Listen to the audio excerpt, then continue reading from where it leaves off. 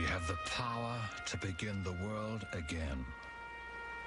A situation similar to the present hath not happened since the days of Noah until now. The birthday of a new world is at hand. Thomas Paine, 1775. The new world that Thomas Paine heralded was America, a nation born of revolution. The war began with a single shot fired in a small New England village and ended 8 years later on the other side of the world. It would be waged from the Great Lakes to the Caribbean Sea, from the West Indies to India. 40 million people on 4 continents would become embroiled in this colonial rebellion.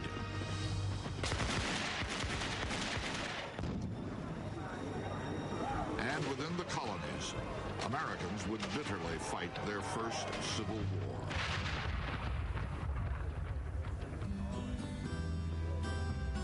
For 9 generations, the settlers of this vast frontier had considered themselves loyal British Americans. But foremost, they were Virginians. They were New Yorkers. They were Pennsylvanians. Residents of 13 separate colonies stretched along the fringe of an untamed continent. In a time when it took 2 months to cross the Atlantic, they enjoyed the freedom of being governed from 3,000 miles away.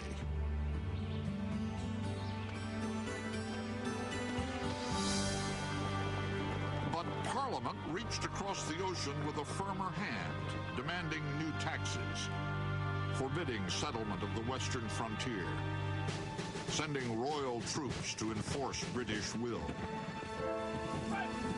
Americans resisted, rebelled, and finally revolted. An old New England militia captain explained in simple terms what finally pushed farmers and merchants and woodsmen into defying the greatest power on earth. What we meant in going for those redcoats, he said, was this: we had always governed ourselves, and we always meant to. They didn't mean we should.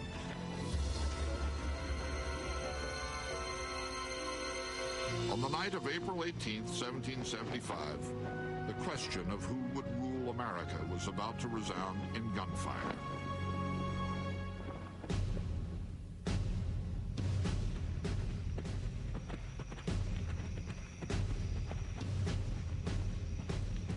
From Boston, the commander of the British forces in America, General Thomas Gage, dispatched 800 redcoats to the town of Concord to snuff out this insurrection before it could begin.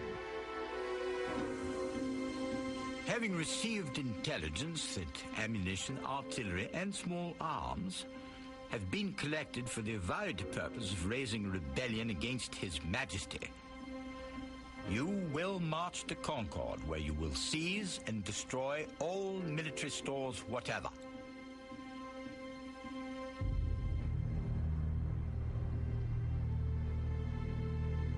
Before the order reached British soldiers, it was passed to American spies, who set in motion an elaborate series of alarms to warn the countryside. Shortly after 10 p.m., 2 lanterns glowed briefly in the steeple of Boston's Old North Church, just long enough to signal patriots across the Charles River that the Redcoats would move that night by water. The official courier of the Massachusetts Provincial Congress, a 40-year-old silversmith named Paul Revere, received urgent orders from Joseph Warren, the head of rebel intelligence. About 10 o'clock, Dr. Warren begged that I would immediately set off for Lexington. 2 friends rowed me across the Charles River.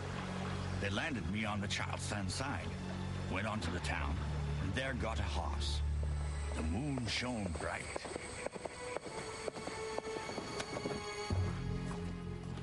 Around midnight, Revere reached the small town of Lexington and shouted, "The regulars are coming." Paul Revere didn't say the British are coming because the colonists regarded themselves as British. They were British citizens who lived in America, but they were certainly British citizens. So Revere and the other dispatch riders said the regulars are coming, or the Redcoats are coming. The town bell rang, and for as far as it could be heard, young man and old pulled on their boots and headed for the village green. In the chill night, 130 militiamen stood at the ready for an hour, but it seemed the alarm might be false. Captain John Parker had sent scouts to locate the Redcoats, but not one had returned. Parker released the men to wait for the next call of the drum. Up to 30 withdrew to nearby Buckman Tavern. There's always a sort of a loaded situation when you're sitting in a tavern all night. I'm not sure at Buckman Tavern they felt the night of April 18th that they were going to have a major war on their hands. I think they were intent on showing the British that they were serious.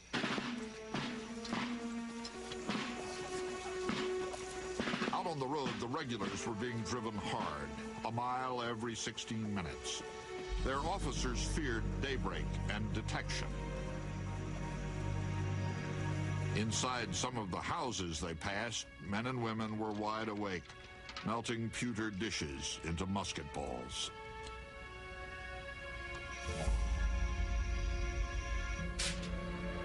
Inside Buckman Tavern, all was quiet.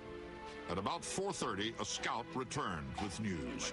The Redcoats were indeed coming. They were less than half a mile down the road. 3 British companies, about 100 men, reached a crossroad. A hot-blooded young lieutenant had to choose between taking his men toward Concord, where he had been told to go, or into Lexington, where he could see armed Americans waiting. With his superiors out of earshot, Lieutenant Jesse Adair made his fateful choice. At 5 o'clock on the morning of April 19th, he led his men toward Lexington Green. Captain Parker gathered his men, now fewer than 80, and gave his orders. Stand your ground. Don't fire unless fired upon. But if they mean to have a war, let it begin here. No one knew what would happen when the two forces collided, and certainly no colonial commander wanted to give the order to fire. If they fired on British regulars, they could be tried for treason. The militia heard British Major John Pitcairn yell, "Lay down your arms," and another officer shout, "Ye rebels, disperse! Damn you, disperse!" Outnumbered, Captain Parker told his men to abandon the green.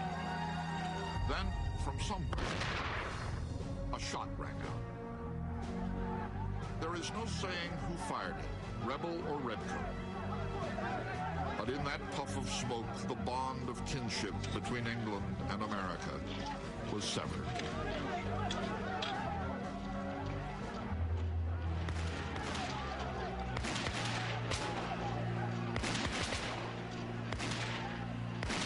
This is a revolutionary situation in which literally everything changes, not merely in the course of a single day, but almost in the course of a single minute. Long as it takes to fire the guns and the soldiers drop dead, everything has changed. In the chaos, the British charged forward, blindly thrusting their bayonets and ignoring their officers' shouts to fall in.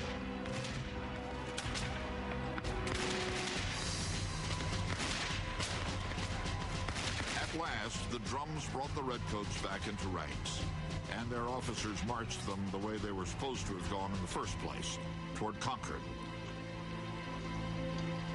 The British took stock and found they had only one man wounded, a private shot in the thigh.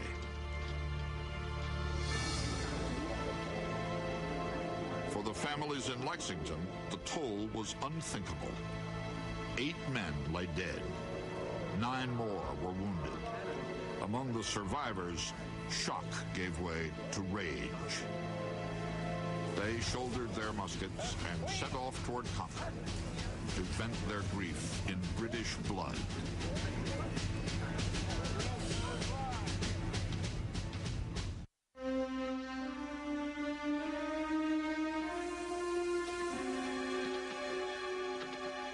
Paul Revere never finished his midnight ride.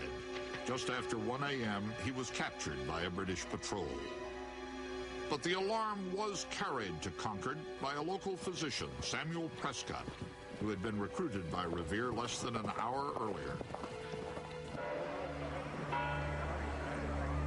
As day broke on April 19th, virtually every town within 20 miles had been alerted that the Redcoats were coming.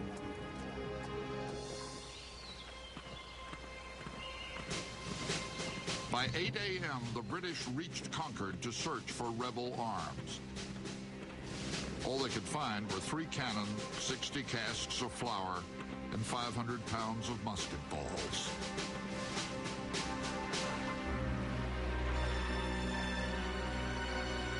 A mile and a half north of Concord, about 100 Redcoats were holding a small bridge. On a hill above them, 400 angry militiamen gathered and waited.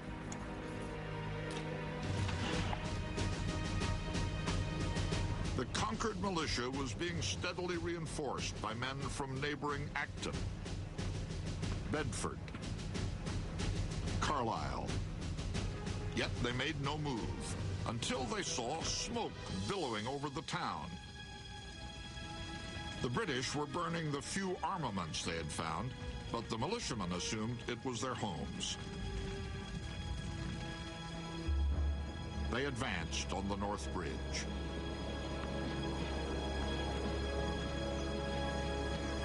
Minuteman Amos Barrett reported he was within 15 rods of the Redcoats, about 80 yards, when they opened fire. They fired 3 guns, one after the other. I see the balls striking the river on the right of me. Their balls whistled well. Militia Major John Buttrick shouted, "Fire, fellow soldiers, for God's sake, fire!"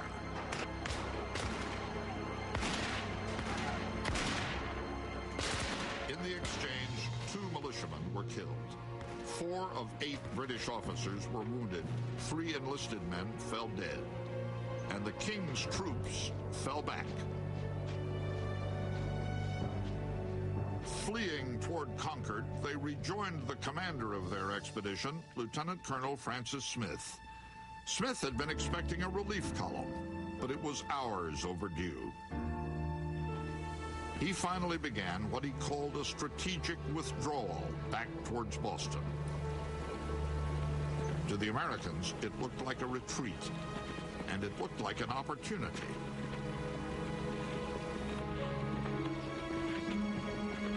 Using a shortcut, the militia reached a crossing called Merriam's Corner ahead of the King's troops. Taking cover behind houses, fences, and trees, they waited for their quarry to march into their trap.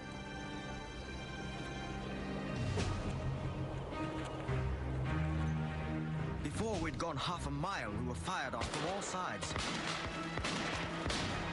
The country was full of woods, which the rebels did not fail to take advantage of. But they were all lined with people who kept an incessant fire upon us. Their numbers increasing from all parts, while ours was reduced by deaths, wounds, and fatigue. Lieutenant John Barker.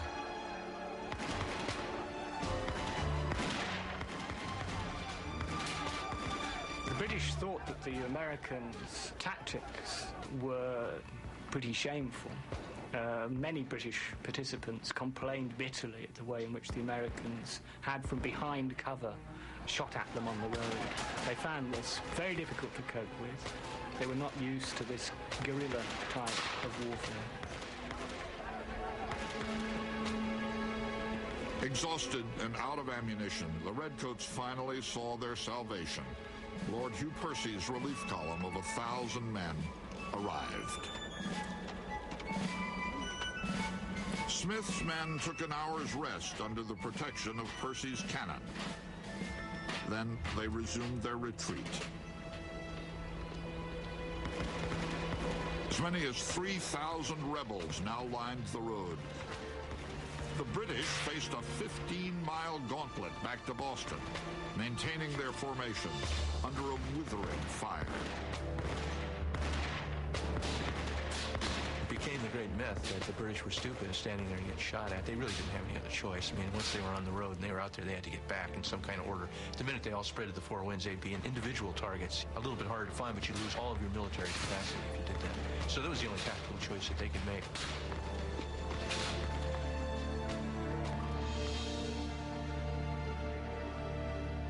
At sundown, the Redcoats finally reached safety near Boston.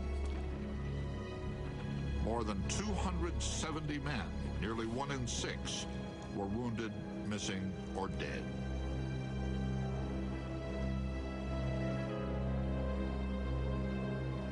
It was really a rural riot is what it was. Everybody came and took a shot, you know, and all day long this was escalating and escalating. When the British finally got back, practically destroyed, the country could never be the same again.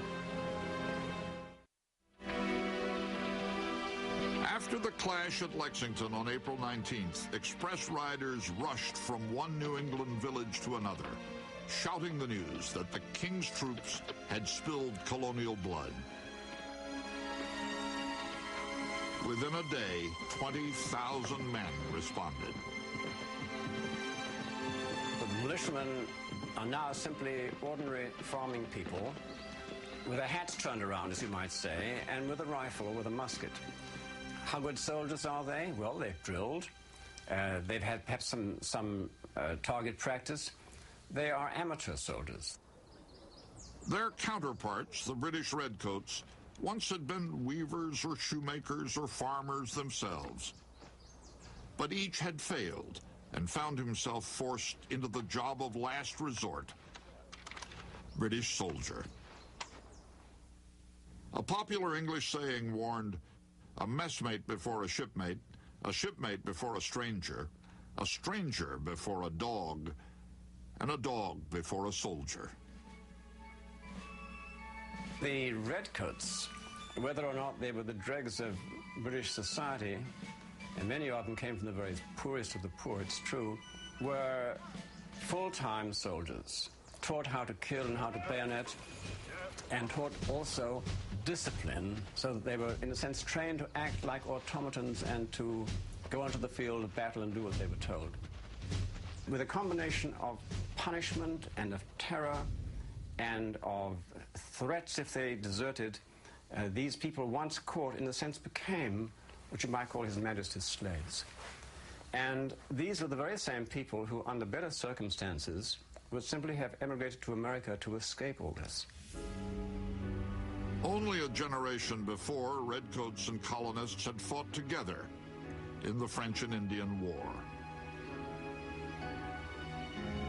Together, they drove the French from North America, but at a crippling cost to the British.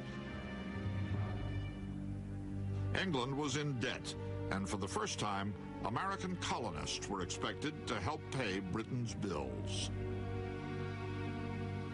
This is a nation that has been racked by a 7-year international war for empire with France and Spain. They've emerged the winners. They have an enormous war debt.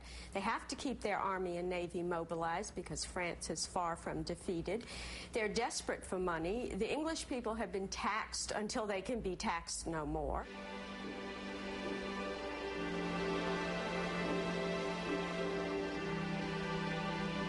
On arriving in the New World, colonists had discovered two astonishing truths.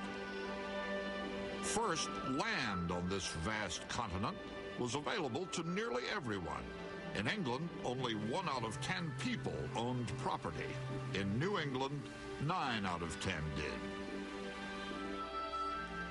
Second, one didn't have to be born wealthy to acquire wealth. Land and opportunity were the true wonders of the New World. But trouble began in 1763, when Parliament barred colonists from further settling of the frontier.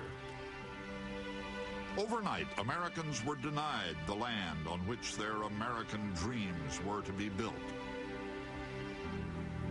Many settlers ignored this proclamation, but they could not ignore another, the Stamp Act of 1765. Every piece of paper, from pamphlets to playing cards, suddenly required a revenue stamp. This was a tax, plain and simple, and the Americans had never been taxed before. Colonists from New Hampshire to Georgia boycotted British goods. Riots broke out. The die is now cast. The colonies must either submit or triumph. I trust they will come to submit. King George III. But it was Parliament who submitted under the pressure of riots and boycotts. Less than a year after it was imposed, the Stamp Act was repealed. Still, the mother country failed to understand why her offspring resisted being governed. There was a very famous English statesman by the name of Edmund Burke, and he understood the Americans very well. He pleaded with Parliament to understand what it was the Americans wanted and to come to terms with them. He says, do you understand who they are? He says, these people, they are bold and fearless. And one thing which they have, which maybe perhaps unlike other third world peoples, they have been raised in a tradition of English independence and of English autonomy. He said, they snuff the approach of tyranny in every tainted breeze.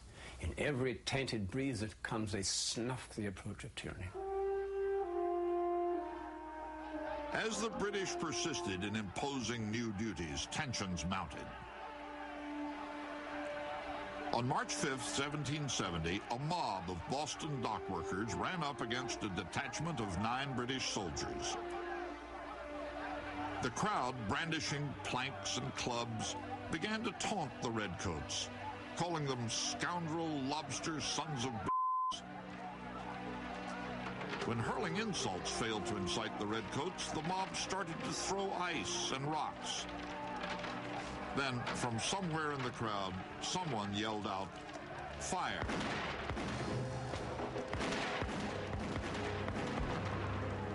Five Americans fell.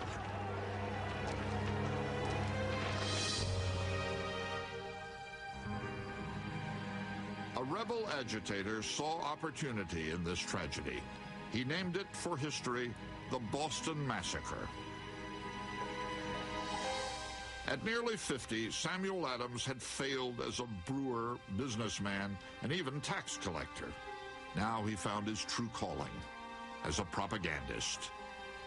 This is a brilliant strategist for public protests. He used to advise people to go up to the soldiers' bayonets and let them prick them on the shoulder and then shout the equivalent of police brutality.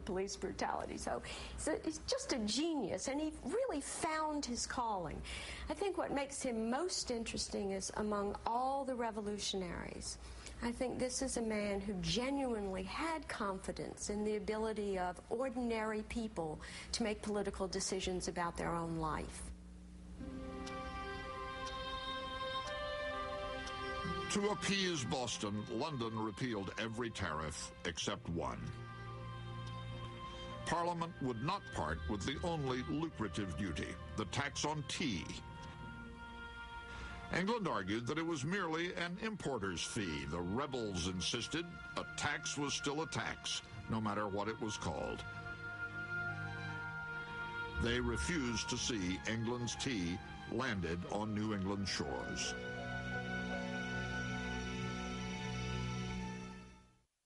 On the night of December 16, 1773, 150 rebels darkened their faces with coal dust, wrapped themselves in blankets, and marched to the harbor, disguised as Mohawk Indians to hide their identities.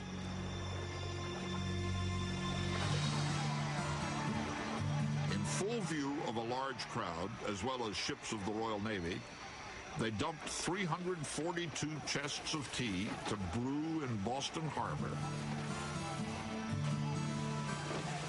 For the British, the Boston Tea Party was really the last straw.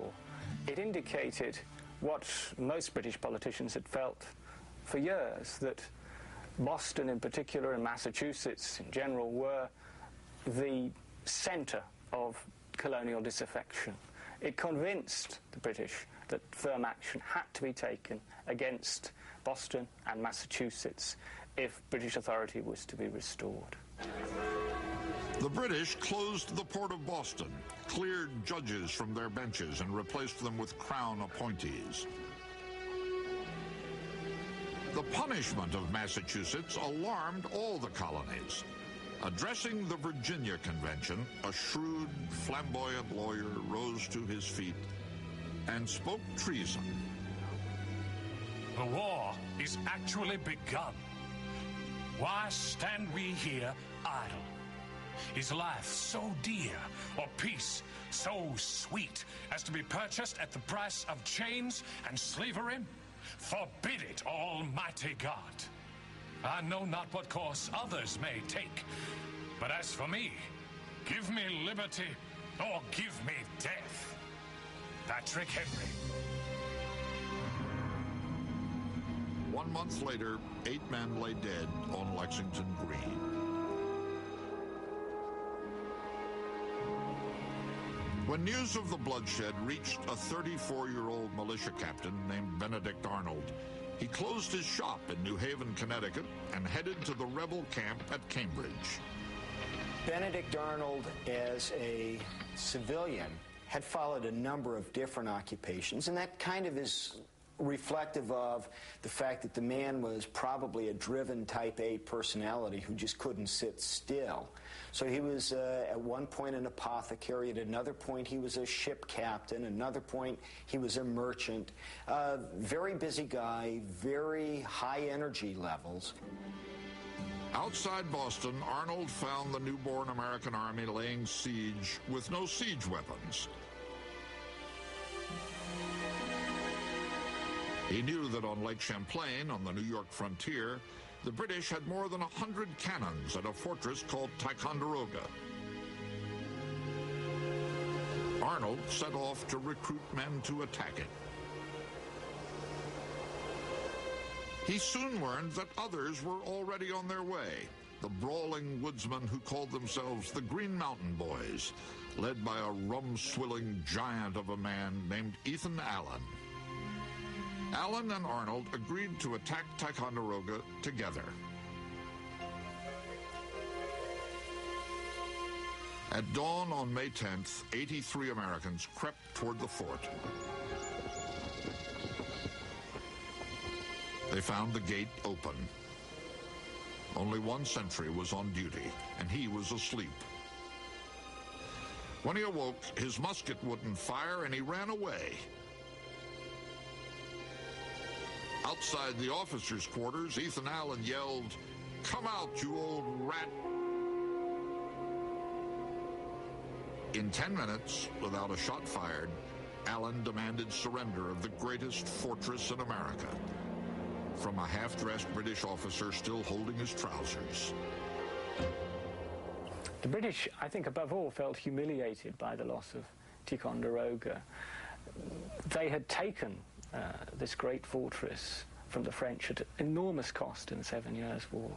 And here, in 1775, was a band of what one British officer called ragamuffins seizing this strategic post from its British garrison. It did come as a considerable blow to British pride. 8 days after the capture of Ticonderoga, news of the victory reached the rebel leaders in Philadelphia. But the Continental Congress was more alarmed than elated by this overt act of aggression. It immediately ordered all the captured guns inventoried for return to the British as soon as hostilities had cooled down.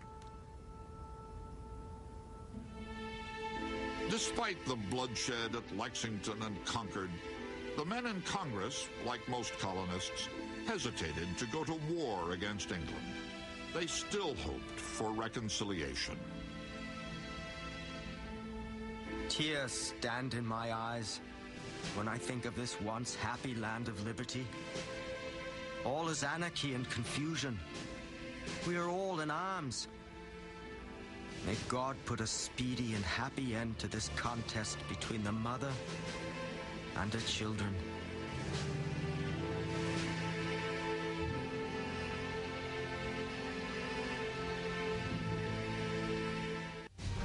Two days after Lexington, 20,000 rebels surrounded Boston. Trapped in the city with the Redcoats were thousands of Americans still loyal to the King of England. The British Commander-in-Chief, General Gage, had asked London for 20,000 more troops to suppress the insurrection. London granted 2,000, and 3 generals, Henry Clinton, William Howe, and John Burgoyne. The rebel press noted that the ship carrying the generals to the colonies was called the Cerberus, after the mythical three-headed dog that guarded the gates of hell. The British generals planned to attack the Americans and break the deadlock at Boston.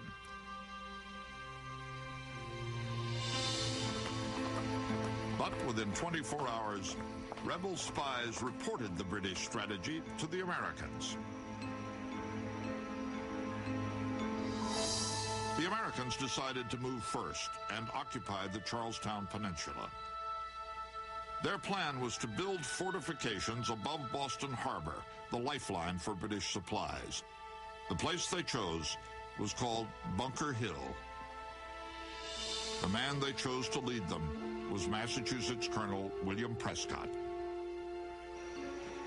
On the evening of June 16th, Prescott and more than 1,000 men moved out to fortify Bunker Hill. Instead, in the confusion of darkness, the rebels chose a lower site called Breed's Hill. The Americans labored all night on their defenses. At first light, a watchman aboard a British warship was shocked to discover that the face of Breed's Hill was crowned by a 136-foot-long entrenchment. General Clinton proposed landing 2 forces on the Charlestown Peninsula and trapping the Americans between them. Surprisingly, General Gage overruled him and prepared for a more perilous move, a frontal assault. The decision of the British to actually storm the American defences on Bunker's Hill, or Breed's Hill as it was, may seem now rather odd, but the reason they did it, I think, was primarily psychological. The British had suffered an embarrassing, humiliating reverse on the day of Lexington and Concord. So they had to reassert the superiority of regular troops over the colonial militia. Gage's strategy required waiting 6 hours for high tide, 6 more hours for the Americans to fortify Breed's Hill. At the rebel redoubt, an elegantly dressed patriot arrived, carrying a borrowed musket on his arm and a book of poetry in his pocket. Joseph Warren was one of the colony's most successful physicians and the leader of the Boston rebels. At dinner the evening before, he had confided to companions that he had foreseen his death on this hill, but he had no intention of ducking the fray. These fellows say we won't fight. By heaven, I hope I shall die up to my knees in British blood.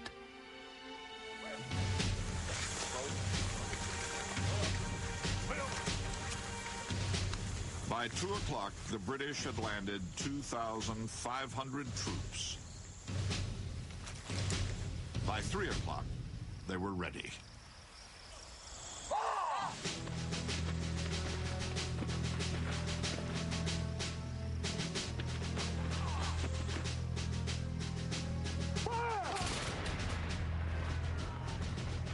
Along with much of Boston, General General Burgoyne watched the assault on Breed's Hill.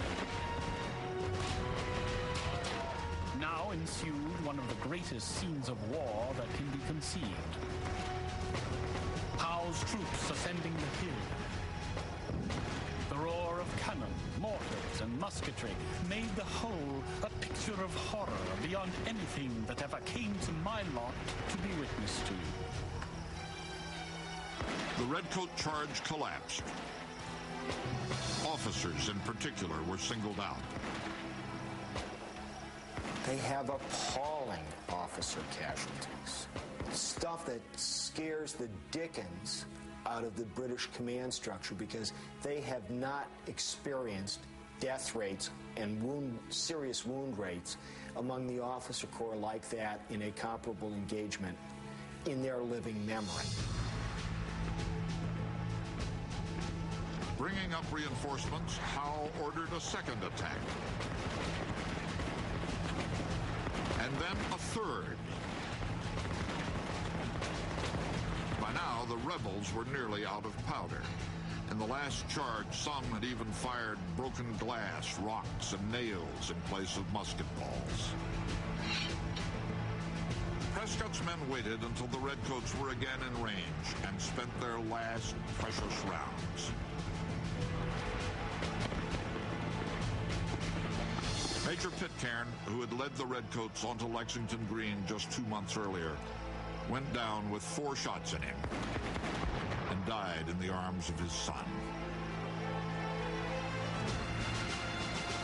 Defenseless now against British bayonets, Prescott finally ordered his men to retreat. The dead and wounded lay on every side of us. Their groans were piercing. Our orders were to make the best retreat we could. We set off almost gone with fatigue, leaving some of our dead in the field.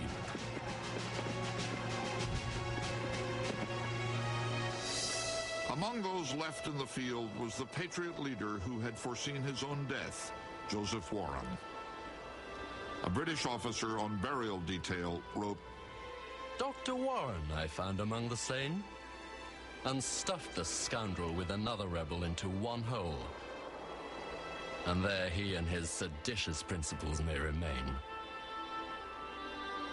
Buying time for his comrades to retreat, Joseph Warren had been shot in the back of the head.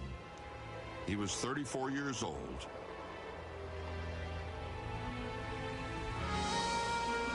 By day's end, the British had won the field, but at a terrible price. Their casualty rate, over 40%, was the highest the British would suffer in the entire revolution. 1,000 men were killed or wounded. General Clinton said it was a dear-bought victory. Another such would have ruined us. The Americans lost the hill, but they won a newfound confidence. What they lacked was training, a treasury, and a leader. While still hoping to restore peace, Congress prepared for war. It proclaimed the jumble of militia companies besieging Boston the American Continental Army. Paying for the army was another matter. Congress had no power to levy taxes, so it simply invented a currency and issued 2 million new notes called Continental Dollars. They were designed and engraved by silversmith Paul Revere.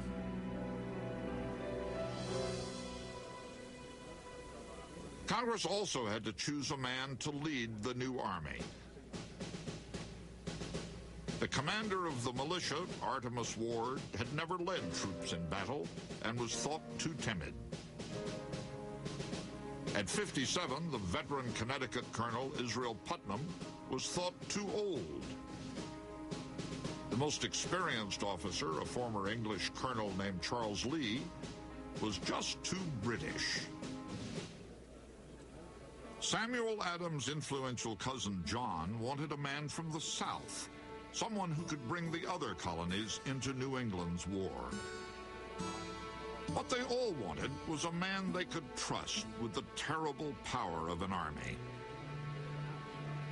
On June 14th, Adams began to glowingly describe his candidate.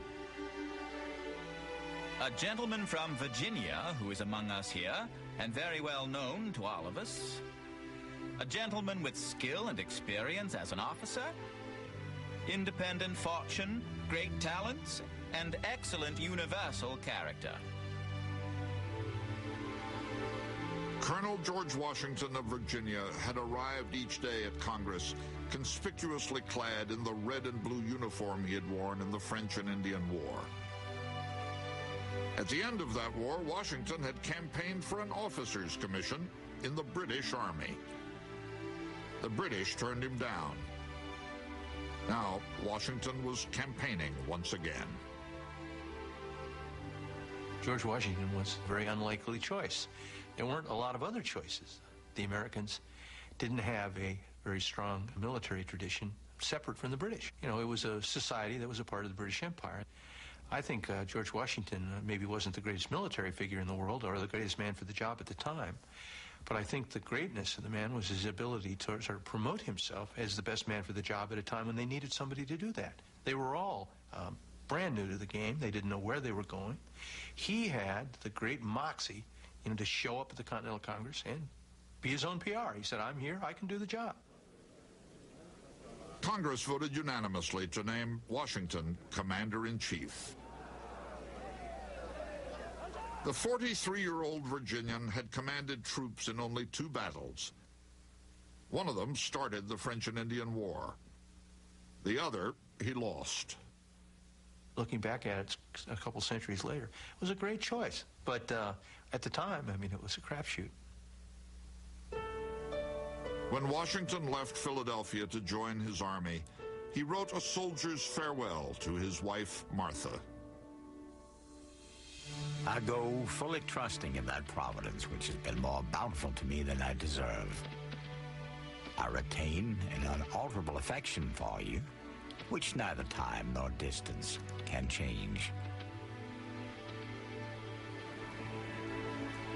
He assured her he'd return by Christmas, and he would, 8 years later.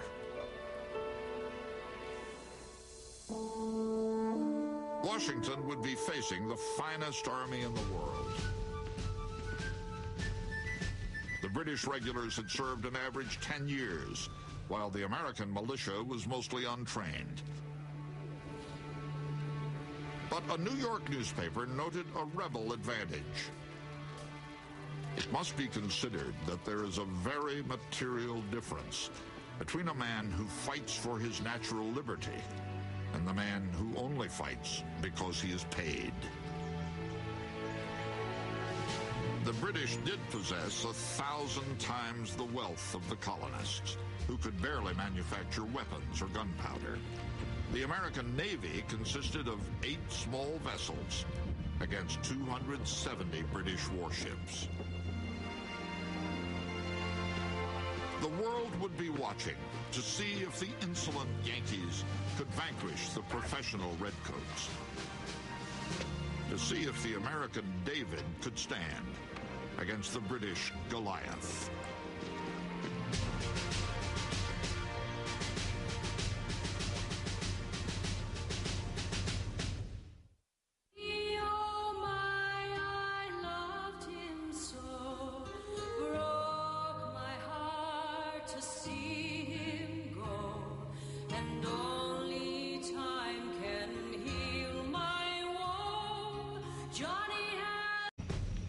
From Boston, the commander of the British forces in America, General Thomas Gage, dispatched 800 Redcoats to the town of Concord to snuff out this insurrection before it could begin. Having received intelligence that ammunition, artillery, and small arms have been collected for the avowed purpose of raising rebellion against His Majesty, you will march to Concord, where you will seize and destroy all military stores whatever.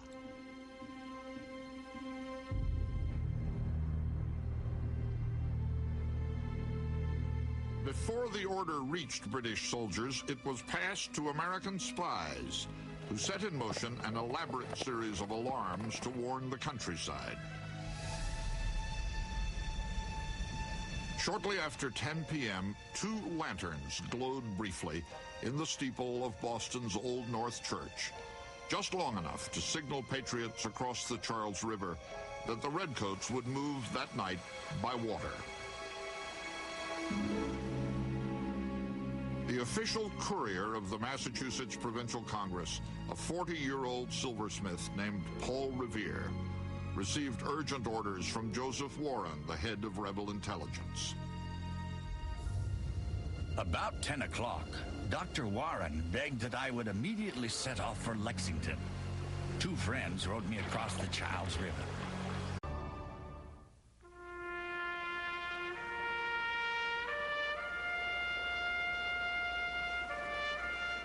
We have the power to begin the world again. A situation similar to the present hath not happened since the days of Noah until now. The birthday of a new world is at hand. Thomas Paine, 1775. The new world that Thomas Paine heralded was America, a nation born of revolution. The war began with a single shot fired in a small New England village and ended 8 years later on the other side of the world. It would be waged from the Great Lakes to the Caribbean Sea, from the West Indies to India. 40 million people on 4 continents would become embroiled in this colonial rebellion.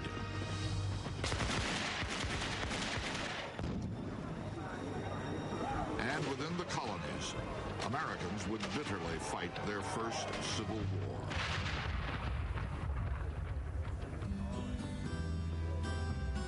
For 9 generations, the settlers of this vast frontier had considered themselves loyal British Americans. But foremost, they were Virginians.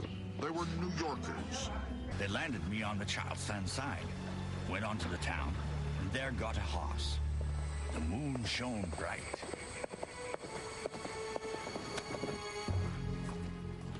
Around midnight, Revere reached the small town of Lexington and shouted, "The regulars are coming." Paul Revere didn't say the British are coming because the colonists regarded themselves as British. They were British citizens who lived in America, but they were certainly British citizens. So Revere and the other dispatch riders said the regulars are coming, or the Redcoats are coming. The town bell rang, and for as far as it could be heard, young men and old pulled on their boots and headed for the village green. In the chill night, 130 militiamen stood at the ready for an hour. But it seemed the alarm might be false. Captain John Parker had sent scouts to locate the Redcoats, but not one had returned. Parker released the men to wait for the next call of the drum. Up to 30 withdrew to nearby Buckman Tavern. There's always a sort of a loaded situation when you're sitting in a tavern all night. I'm not sure at Buckman Tavern they felt the night of April 18th that they were going to have a major war on their hands. I think they were intent on showing the British that they were serious. They were Pennsylvanians, residents of 13 separate colonies stretched along the fringe of an untamed continent. In a time when it took 2 months to cross the Atlantic, they enjoyed the freedom of being governed from 3,000 miles away.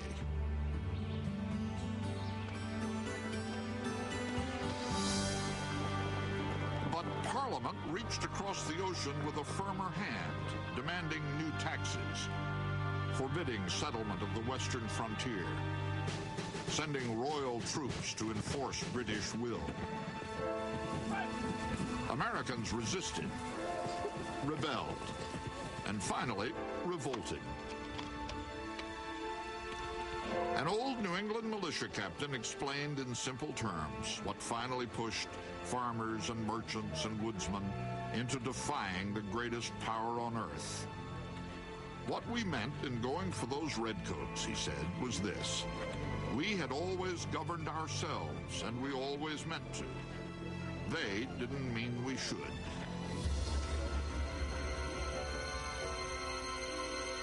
On the night of April 18th, 1775, the question of who would rule America was about to resound in gunfire.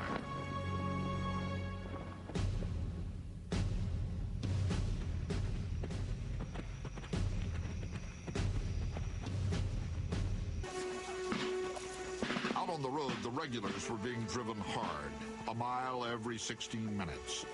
Their officers feared daybreak and detection.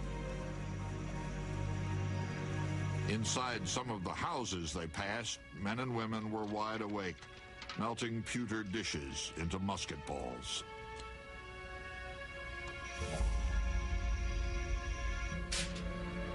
Inside Buckman Tavern, all was quiet. At about 4:30, a scout returned with news. The Redcoats were indeed coming. They were less than half a mile down the road. 3 British companies, about 100 men, reached a crossroad.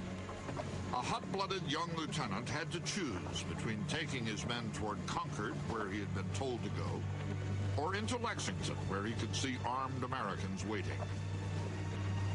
With his superiors out of earshot, Lieutenant Jesse Adair made his fateful choice. At 5 o'clock on the morning of April 19th, he led his men toward Lexington Green. Captain Parker gathered his men, now fewer than 80, and gave his orders. Stand your ground. Don't fire unless fired upon. But if they mean to have a war, let it begin here.